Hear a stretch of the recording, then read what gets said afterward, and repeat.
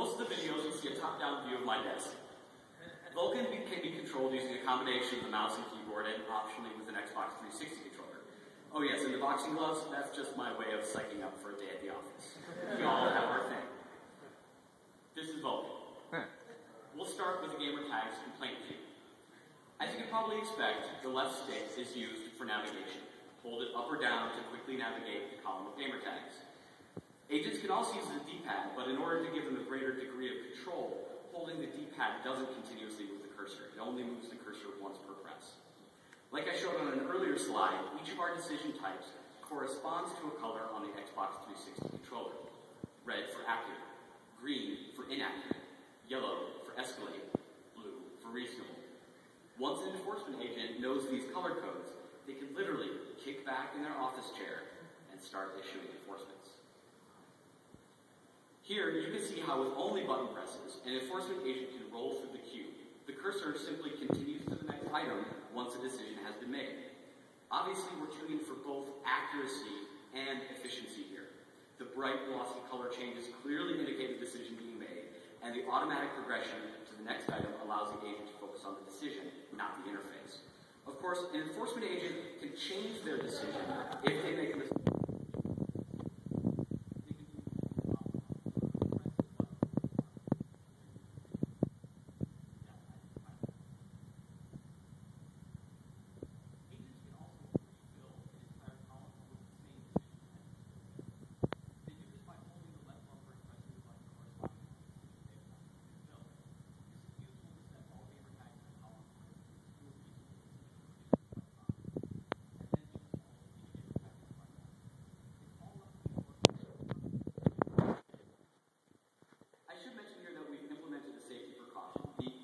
Not set an entire column to accurate, only reasonable, inaccurate, or escalate. So let me take a step back from the application itself and mention a few pieces of terminology. We actually had a bit of a rough time when we first started constructing this new version because we didn't have any idea what to call some of these things on the interface. So the right side we call the decision queue. It's where enforcement agents make their decisions, after all. On the left side is the enforcement queue. Once decisions flow over here, as just happened, we record the decision in Vulkan and submit the enforcement to Xbox Live. You can flip between the decision and enforcement queues using the right analog stick or a keyboard combination. I'll show you this in a moment. Finally, the decision queue is broken up into three sections: active, runway, and limbo. Active is where the enforcement agent is currently working. Runway are the incoming complaints for agents to handle. Limbo is the place where decisions have been saved in the application, but they haven't yet been recorded or submitted for enforcement. An agent still has the opportunity to move back into limbo and change their decision. Okay, let's go back to the application. First, I'll flip here between the decision and the enforcement queues. You'll notice that all non-accurate decisions disappear very quickly. The decisions have been recorded in Vulkan, but there's no enforcement action to take against them, so they don't need to stick around. What remains, however, are all the gamer tags that need enforcement. You'll see the activity LED light up as we record the enforcement and make the necessary calls to the Xbox Live service.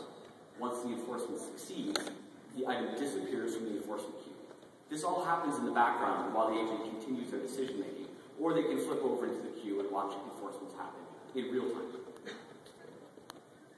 So gamer tags are pretty easy.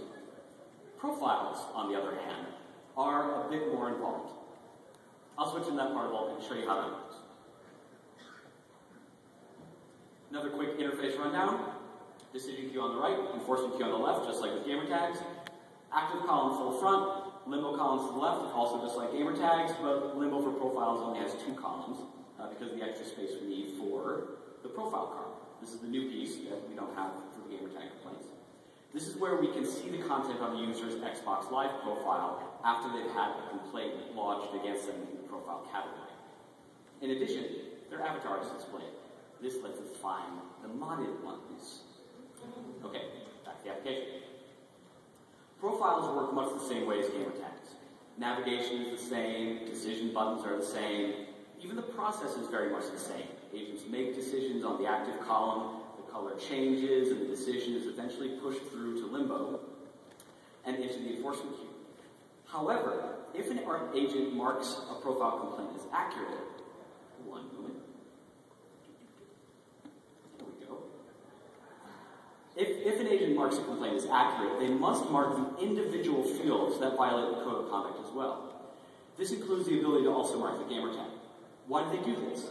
Well, because when we send an email to the user who has violated content in their profile, we include that profile content in the email.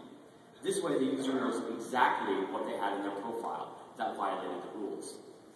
As this video continues to roll, you can see how a single button press allows an agent to make a non-accurate decision on a profile, and the focus simply moves to the next.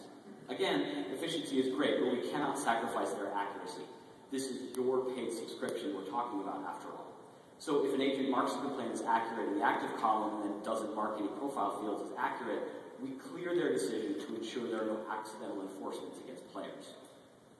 Okay, I'm going to skip ahead real quick here and show you one last thing. One last feature I want to show in profiles is basically a warning to players who think it's clever to draw content in their profile's bio field. The Vulkan interface is tuned for narrative format text content, but some players cleverly format their text so it appears on the console or on Xbox.com as a drawing, basically the Xbox equivalent of ASCII art. What you see here is our way of enabling us to view that content. With a simple click and drag, agents can reflow the text to fit any width. Now, if you want to use ASCII art to tell everyone what a legit Clutch Pro beast you are, that's cool. But if we see a middle finger robot, expect a suspension. By the way, our enforcement agents got so good at spotting middle finger robots in the old version of Vulkan that we almost didn't have to do this feature. Totally true.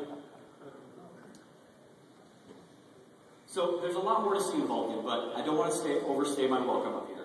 We'll be posting this talk to YouTube after PAX, and I'll put together a bonus reel of additional Vulkan footage for everyone to look at. One thing I'll get on that reel is a demo of my favorite feature, which we simply call Instant, which allows us to do immediate enforcement against individuals when we see them doing things bad on Xbox Live. Believe me when I tell you that this is the most satisfying feature I have ever had the pleasure of designing. So to wrap up, as I said earlier, this isn't all Vulkan, but we're excited to show you more in the future. The toolset is constantly changing and evolving to support the needs of the players on Xbox Live and the enforcement agents working to keep it awesome. After all, we're doing this for you, to keep Xbox Live a safe, fun, and hugely enjoyable experience for everyone. Thanks for coming to see us at PAX, everybody.